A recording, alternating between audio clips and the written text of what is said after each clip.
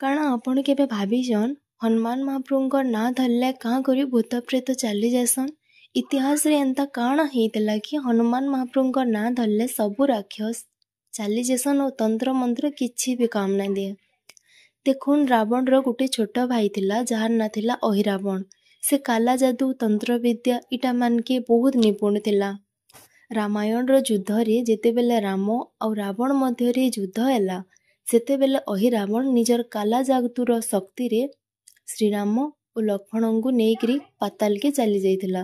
ଯେତେବେଲେ ହନୁମାନ ଏଟା ଜାନବାରକେ ପାଇଲେ ସେ ବି ସେଠାରେ ପହଞ୍ଚିଲେ ଆଉ ସେଠାରେ ହନୁମାନ ଓ ଅହିରାବଣ ଭିତରେ ଯୁଦ୍ଧ ହେଲା।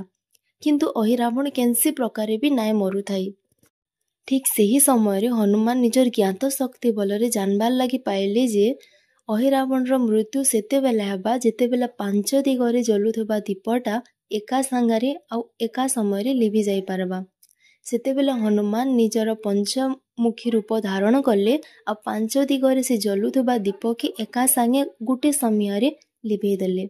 ଆର୍ ସେହି କ୍ଷଣି ହିଁ ଅହିରାବଣର ମୃତ୍ୟୁ ହେଇଗଲା। ସେହି ଦିନ ଠାରୁ ହନୁମାନ ମହାପ୍ରଭୁଙ୍କର ନାଁ ଶୁଣିଲେ ତନ୍ତ୍ର ମନ୍ତ୍ର କିଛି କାମ ନାଇଁ ଦିଏ ଆଉ ରାକ୍ଷସ ପିଶାଚୁଣୀ ସବୁ ଚାଲି ଯାଏସନ୍।